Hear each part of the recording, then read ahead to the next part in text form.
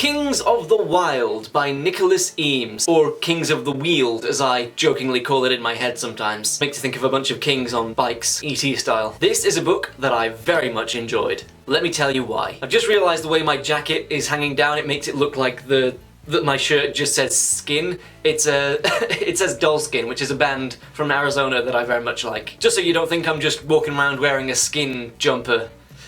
Ugh. We're not doing American Horror Story Season 2 here. We're talking about Kings of the Wyld. We're talking about a very good fantasy book. My friend recommended this book to me on the premise that it feels exactly like a D&D campaign, and I have to say he was spot on with that description. The setting of the world is high fantasy, here be monsters, magic is abound in this world, so it feels like a D&D campaign in that regard, and also in the regard that some of the plans the characters make play out surprisingly well, and some of them are just complete disasters from start to finish. But I loved how absolutely prominent the fantasy in this fantasy book was. In a lot of modern popular fantasy worlds, I feel like there's a tendency towards low fantasy where magic is either something that's very rare or only available to a select amount of people, or magic is dying and leaking away from the world. But I loved the way that this book bucked the trend. There's all kinds of different fantasy monsters that are just out there in the world, centaurs and dragons, things from D&D, things from other pieces of fantasy lore. And I also love just the core concept of mercenary bands in a high fantasy setting being treated and behaving like rock bands in the Golden Age. Like,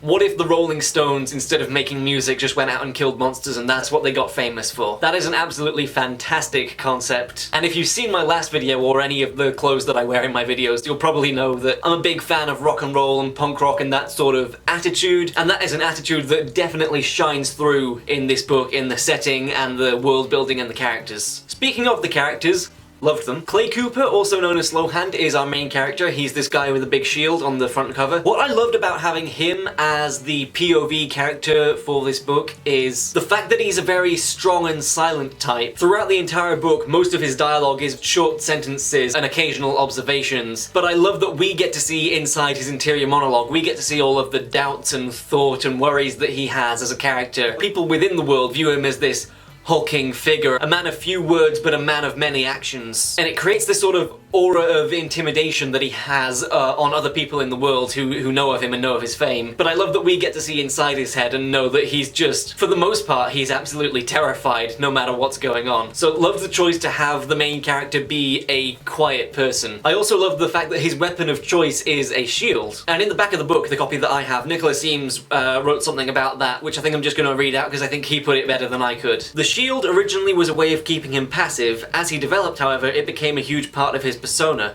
Though he battles a violent nature, Clay is at heart a protector, someone who, due to certain events in his past, will never again be a spectator when the lives of those he loves are at stake. I thought that was a very cool element, and it really does add to his character throughout the book. He is a shield and a defender for his friends and his family. You can tell that he cares very deeply about them and doesn't want to see any of them come to harm, and that all of the violence in his character is born out of a need to protect those that he cares about. So I found him to be very compelling. However, he is not my favourite member of Saga, which is the name of the mercenary band who we're following. My absolute favourite from the moment we got introduced to him was Moog. Arcandius Moog, Magic Moog. He is the wizard of the group, and he is just fantastic. As I mentioned before, the book's not afraid to get a little crazy with the things magic can do in this series, and Moog is the perfect vessel for that. He's always got some crazy magical potion or weapon. Most of the time they don't work, which I also loved. I love, like, there's a running theme of the fact that he keeps getting ripped off by black market magical item traders. He whips out some amazing looking thing and then it's like, damn, it doesn't work. That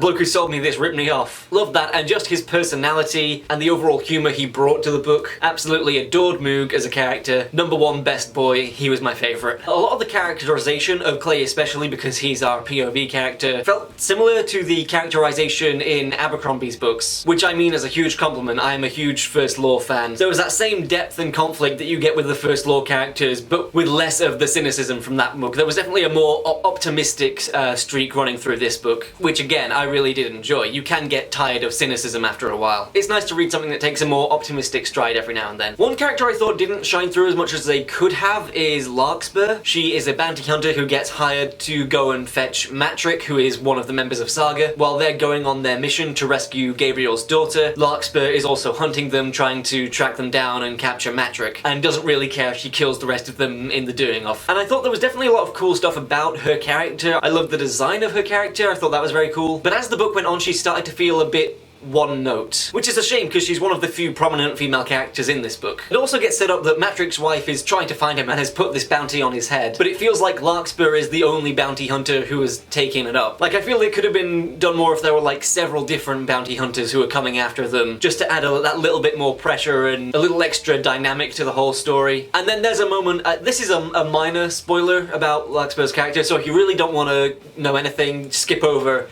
what I'm about to say just now. I'll pop a time code up on the screen for you. That's your spoiler warning, you've been spoiler warned. So there's a bit of the book where they're flying in a magical flying ship, but they crash and Larkspur crashes with them, and then Larkspur has amnesia and actually starts hanging out with them and bonding with them. And in general, I'm not a fan of the amnesia trope, but I was willing to overlook it because I was enjoying the book so far and all the other aspects. Then we get this reveal that for a while Larkspur has been faking her amnesia in order to get close to the group so that she can kidnap Matrick and collect the bounty on his head, and I did think that was a cool reveal. That particular moment was well done, and then eventually they get away from her again and go off on doing their main quest. And then in the final battle against Lastleaf and the Wyld Horde, she just kind of turns up and she's on their side now, and it's like, it's sort of a redemptive moment, but to me it felt a little bit unearned. She's been so relentless in her pursuit of Saga up to this point, and even after crashing with them and spending time with them, and having them give her the benefit of the doubt, she still goes after them, and then in the final battle she just turns up on their side all of a sudden. I don't know, it feels like there could have been more of a lead into that moment, more doubt in her character to shine through as to whether she was on the right side or not. So while there were things I liked about that character, she did feel somewhat lackluster overall. I think there was definitely a lot of potential there. There were embers that could have been stoked into a fire, but instead she just kind of smolders on through the course of the story. While we're in the spoilers section, the whole thing with the Ettin. Nicholas Eames, you did not need to make me care so much about that Ettin. That was just so heartbreaking. How dare you make me feel things, sir? How dare you? As I've said a few times, the magic is very prominent in this world, and I do love the way that the book leans into the inherent silliness and fun that magic can bring to the table. There's a lot of stuff that is just silly and fun, and they retain that sense of whimsy that magic has. And I feel it really complements the tone of the book overall. There are serious moments, and those serious moments are executed very well. Whenever we reach like a deep emotional beat of the story, it really does shine through very prominently, but the book also doesn't take itself too seriously. After all, the main villain does have rabbit ears. So I enjoyed that we got those lighter, funnier, sillier moments of the tone. There's a lot of good humour in this book. As I was saying before with like the way the characters sometimes make plans that don't work out, makes it seem like a D&D session, and there's times where it fluctuates between being this noble quest to being like a high fantasy sitcom, and I really enjoyed that juxtaposition, especially relatively early on. I'm not going to say too much about it because of spoilers. There's a scene where the group are at someone's funeral. That especially felt like sitcom levels of just hilarity and chaos and things not going to plan. I also enjoyed that the pacing of this book is very fast, almost like it's a rock and roll song. You know, you get going immediately. You get a little 1, 2, 3, 4, and then we're off. It was fast-paced and funny. I enjoyed all the characters and story. I really enjoyed the setting and the world building and the way that mercenary groups have become this like level of celebrity in the world. The way that they go around doing these tours where they just go and meet fans and parade their monsters that they've caught through the streets. And that nowadays it's turned into them going to different arenas and fighting monsters instead of actually going out into the world to do it. That whole element of it I thought was really cool and unique to this world and very interesting to read about. It almost felt like it was a love letter to the fantasy genre. I tend to read a lot of grimdark and cynical stuff, but it was nice to read a book that wasn't afraid to get fun with fantasy. And I think looking back on it, fun is the best word I can use to describe this book, which might seem like a somewhat lackluster adjective, but it just is a really fun read. I just had a really fun time reading it, and I absolutely recommend this book to anyone who loves fantasy as a genre. It was fantastic. I know there is a sequel to this called Bloody Rose, which follows the daughter of Gabriel. I'm looking forward to picking that one up and getting stuck into that one as well. So those were my thoughts on Nicholas Eames' Kings of the Wyld, a book that I absolutely enjoyed start to finish. If you've read Kings of the Wyld, let me know what you thought about it in the comments below, who your favourite characters are, what your favourite moments were, any and all of that, drop it down there. If you liked this video, please give it a like and subscribe to my channel to see more book reviews and book adjacent videos. Thank you all so much for watching this video, and as always, I will see you in my next one.